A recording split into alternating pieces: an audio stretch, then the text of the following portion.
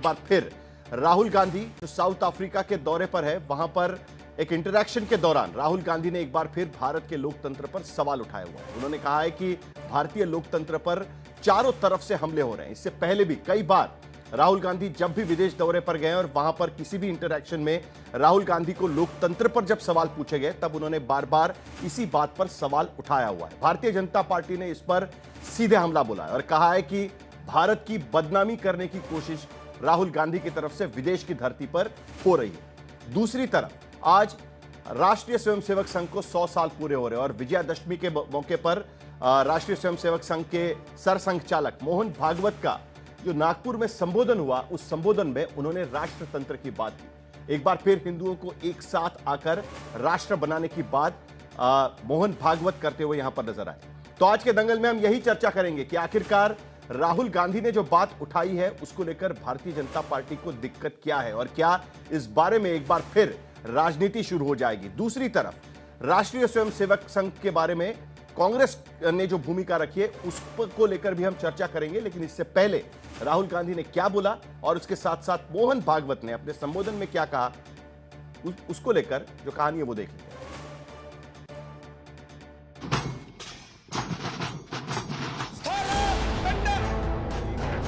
2, 3, 4 आज 2 अक्टूबर है, इसलिए स्वर्गीय महात्मा गांधी जी की भी जयंती है। संयोग ऐसा कि अधर्म पर धर्म की जीत की विजयदशमी, राष्ट्रीय स्वयंसेवक संघ का स्थापना दिवस, महात्मा गांधी की 156वीं जयंती और लाल बहादुर शास्त्री की 121वीं जयंती एक ही दिन पड़ती है। 100 साल पहले 1925 में विजयदशमी के दिन जिस राष्ट्रीय स्वयंसेवक संघ की स्थापना होती है, उसके 100 साल पूरे होने पर सादगी के साथ शताब्दी वर्ष का स्थापना उत्सव मनता है। 21,000 स्वयंसेवकों की मौजूदगी में ध्वज प्रणाम, शस्त्र पूजन और प्रदक्षिणा की गई, जिसके गवाह विदेशी मेहमानों के अलावा घाना, दक्षिण अफ्रीका, थाईलैंड, इंडोनेशिया, ब्रिटेन जैसे देशों से आए मेहमान बनते हैं। इस मौके पर संघ प्रमुख ने राष्ट्रीय एकता और विकास के नजरिए से कई संकल्पों और प्रेरणाओं की बातें कही, लेकिन सियासत की चंद बातों पर गौर करिए। आज विश्व के आवश्यकताओं की पूर्ति करते हुए उनकी समस्याओं का निराश करने का शाश्वत निदान देने वाली एक नई रचना को विश्व आवश्यक मान रहा है, भारत से अपेक्षा कर रहे हैं और नियति शायद यही कार्य हम भारतवासियों से चाहती है। संघ को भारत की शाश्वत शक्ति में भरोसा है। वो भारत भूमि से विश्व की समस्याओं के निदान को लेकर आशान्वित है।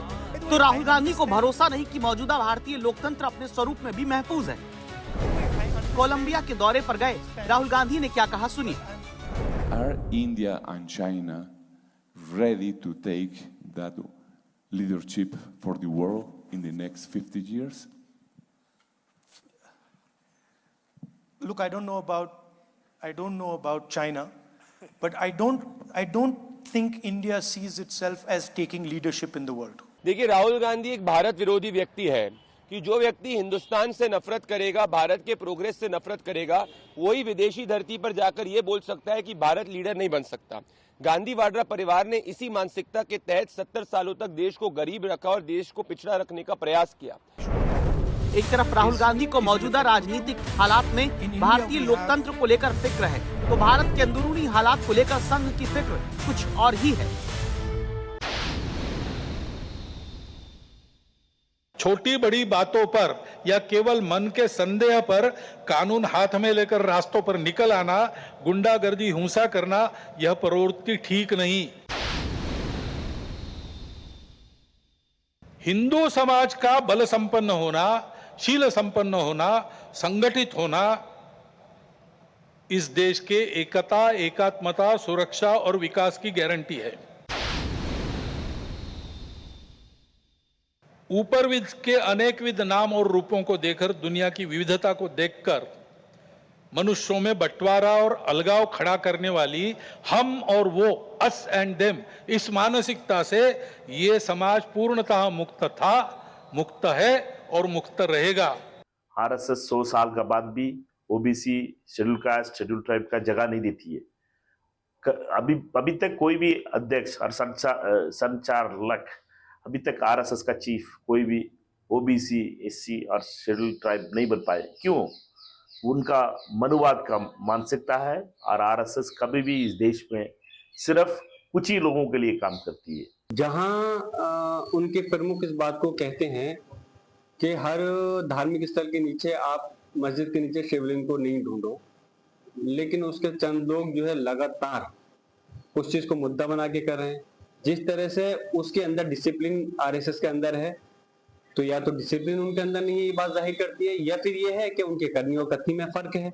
अगर आरएसएस संस्था है और बीजेपी उसकी एक शाखा है, मैं तो यही कहूंगा, तो काम वो करो जिससे कि देश की तरक्की हो और आने वाली नस्लें याद करें कि उन लोगों ने कि काम हमारी देश के लिए तरक्की के लिए किया था, ना कि देश को बांटने के लिए किया था। विपक्षी दल संघ की कथनी और बीजेपी की करनी के फर्क की चर्चा पिछले काफी दिनों से कर रहे हैं। अब राहुल गांधी ने संघ के स्थापना दिवस पर जो कोलंबिया से बयान दिया, उसे लेकर विपक्ष भारतवर्ष के विश्व गुरु बनने की क्षमता से बड़ा सवाल मौजूदा लोकतंत्र की हिफाजत को लेकर उठा रहा है, जिसे नजरअंदाज करके शायद भारतीयों में एकता, एकात्मता, अखंडता और उन्नति की चर्चा करना विपक्ष को सियासी लिहाज से सूट नहीं कर रहा।